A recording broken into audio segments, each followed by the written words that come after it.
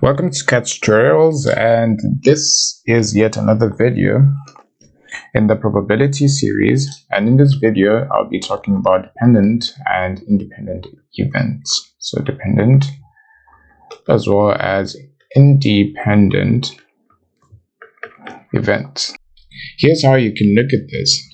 When we say events are dependent, then the effect or the outcome of one event affects the probability of the other event.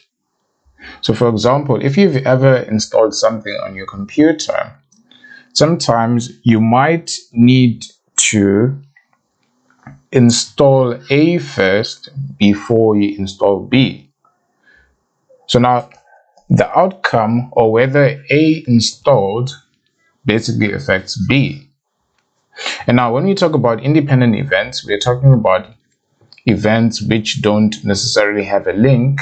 So the outcome of one event doesn't necessarily affect the other event or the probability of the other event. Now to simplify this, or to make this make more sense, let's say we had a bag of items. So I'm going to try to draw a bag of items. Let's say this is a bag, and you have a bunch of items in the bag. And in this case, how many items do we have? We have 6 items in here. Now, what is the probability that you take out an item? Let's just color these items. This one's blue, this one's blue, and we have another one which is yellow.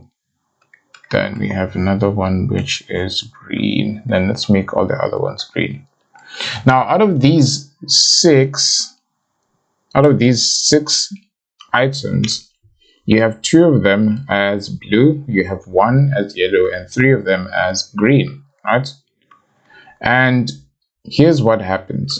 What if you take out 1 blue ball and you want to compute the probability of having or taking another blue ball? So let's take we took out 1 blue item or ball, or whatever the case may be. Now this value, or the total, now changes to 5. You now have 5 values, or you now have 5 items in the bag, which means that taking the ball out actually affected the probability of everything else, not just the blue ball, because the total is now 5 and the probability of everything now changes. And that is an example of dependent events. Taking the ball and not replacing it, which means not putting it back in the bag, basically affected the probability of everything else. But now if we were to take this ball out of the bag, then put it back into the bag, then calculate our probabilities, now everything will just go back to normal, and we have all the values as they were, and the probabilities were not really affected. So usually we talk about replacement and not replacing items. Usually when we basically replace the items, then the probability doesn't change and we have independent events. But now if you take something out permanently, then the probability of everything basically changes, and you now talk about dependent events. And this is dependent once again just because the result or the outcome of taking something out affected everything else. So when we talk about dependent events, the outcome of one event affects the probability of another. And now when we talk about independent events, we're talking about the opposite. Independent, we're talking about the opposite of this. So the outcome of one event does not affect the probability of the other event. And I did make an example of replacing the items back into the bag so that the total remains the same, and therefore the probabilities remain the same. Another example that I can give is, let's say we have a coin, let's say it's a fair coin, which means we have an equal chance of having heads or tails. Now, if you flip the coin now and you land on heads, that doesn't say anything about the next time that you're going to flip the coin. Or the fact that we now have heads doesn't determine what the next flip will actually produce. So that is an example of an independent event, because having heads now does not affect the probability of having heads or tails later. You can also have heads again, you can also have tails after the heads, you can have tails after tails. What is happening now, or the output of whatever we did now, does not affect the probability of the next event or another event. So now that we know that, we can now talk about the product rule. And this product rule is for independent events. So this is how you check if events are independent or not. So we're talking about the product rule. Now, if events are independent, the intersection of the probability of one event A and another event B would be equals to the value which you get when you multiply the probabilities of the individual events. So if this holds for any case, then you know that the two events are independent. So if you have the intersection equal to the multiplication of the probability of each of the events, then you know that you have independent events. So let's go right into examples. I think I have two examples here. So the first example says you have the probability of A as 0.3 and the probability of B as 0.5.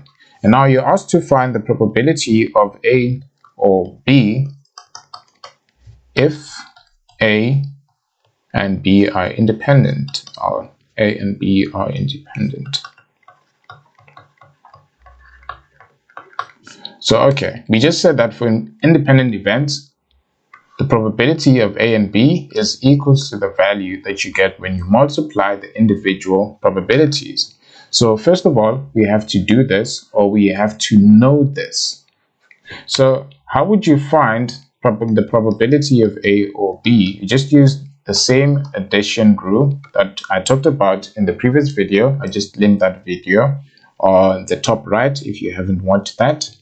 And the addition rule says this would be equal to the probability of A added to the probability of B, subtract the intersection of the two. And now this intersection we know because we're told that the events are independent, right? We're told that the events are independent, which means we can replace this section with the probability of A multiplied by the probability of B, which is from the product rule over here. So we weren't given the exact value of this thing over there, but we can find it because we're told that the events are independent, and that is how you'd find them. So the rest basically remains the same, and to find our answer, which is the probability of A or B, we just have to substitute what we have. The probability of A is given to us as 0.3. Probability of B is 0.5, and in here we can multiply the 0.3 and the 0.5, and the result that you get should be the value of the probability of A or B, and this is 0.8. If you multiply these two, you should get 0.15. So 0.8 subtract 0.15, and the result of that should be 0.65, and that is your answer. So we use the fact that A and B are independent to compute this intersection, which is probability of A and B. And we did everything as we usually would using the addition rule, and the result that we found was exactly the probability of A or B. Now moving on to the last example, the second and last example that I'm going to do under this section. And it says the probability of A is equal to 0.2 and the probability of B is equal to 0.6. And the question is, are A and B independent. Now, once again, this is based on the theory. What does the theory say? So for independent events, we know that if we multiply the individual probabilities, then they should give us the intersection, right? So now let's check what we have. We're also given the probability of A and B in the question, which is equals to. So for independent events, I won't write it at full.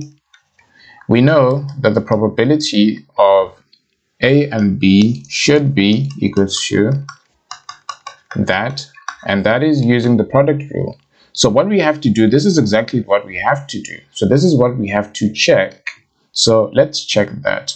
So if we look at the probability of A and B, we have that in the question already. Now let's check the probability of A multiplied by the probability of B. What does that give us? So the probability of A is 0.2, probability of B is 0.6, and if you multiply these two values, they should give you 0.12. And this 0.12 is exactly equal to the probability of A and B. So our findings say that the probability of A and B is equal to the probability of A multiplied by the probability of B. And we can then conclude, therefore, that A and B are independent. So yeah, so to check for independence, you just basically check if this holds for the values that you have in front of you, right? So a given probability of A and B, it was that value. Then we calculated this other section and we found that these two were equal, and we can conclude that the events are indeed independent. Now, if this wasn't equal, then you'd conclude in the opposite direction, which is that they are not independent. So that is all that I had in this video. I hope it was of value, and I hope you learned something in the video. If you have any questions, just leave them in the comment section, email me, ask me just about anything. If you want to book a live session with me, once again, you can also email me. If you like the video, just give it a thumbs up. If you haven't subscribed, please subscribe, and I will see you in the next video.